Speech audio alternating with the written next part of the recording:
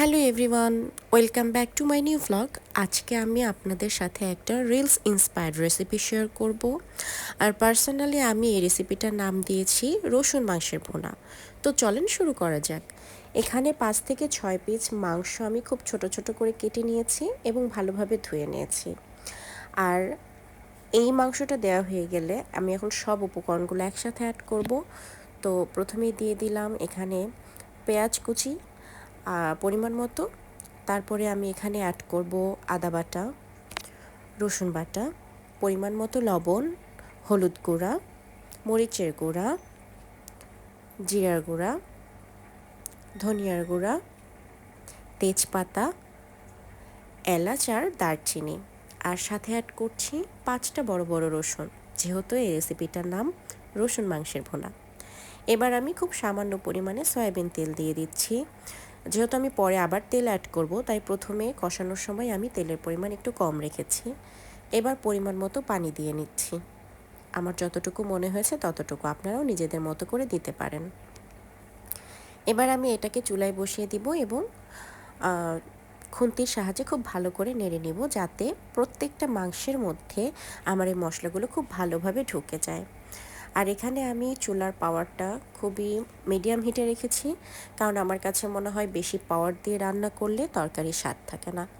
তো এইভাবে আমি বারবার ঢাকনা দিয়ে এবং তুলে ভালোভাবে এটাকে কষিয়ে নিচ্ছি। এবং কষানোর মাঝপথে আমি দিয়ে দিব হচ্ছে ছোট করে কেটে রাখা, কিউব করে কেটে রাখা আলু।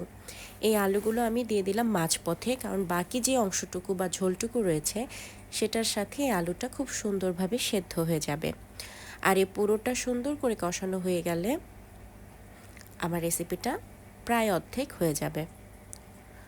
তো এই যে আমি আলুগুলোকে খুব ভালোভাবে মিক্সড করে নিলাম, যাতে পুরো মশলাগুলো আলুর মধ্যে ঢুকে যায়, এবং ঢেকে দিলাম। অ্যান্ড ফাইনালি আমার এটা কষানো হয়ে গেছে। আমি কিন্তু কোনো প্রকার ঝোল রাখিনি, প্রত্যেকটা মশলাই মাংসের সাথে ভালোভাবে লেগে গেছে।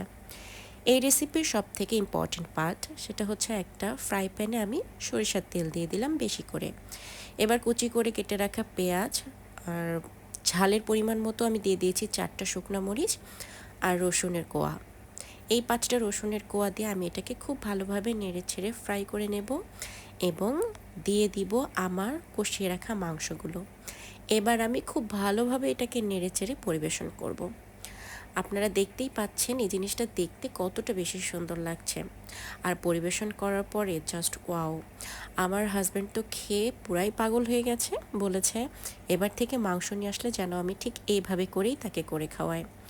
আর এটা আসলে দেখতে যতটা সুন্দর, খেতেও অনেক বেশি টেস্ট হয়েছিল। আপনারাও চাইলে বাসায় এভাবে বানিয়ে খেতে পারেন।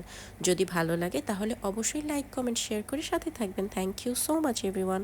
Tata, bye by.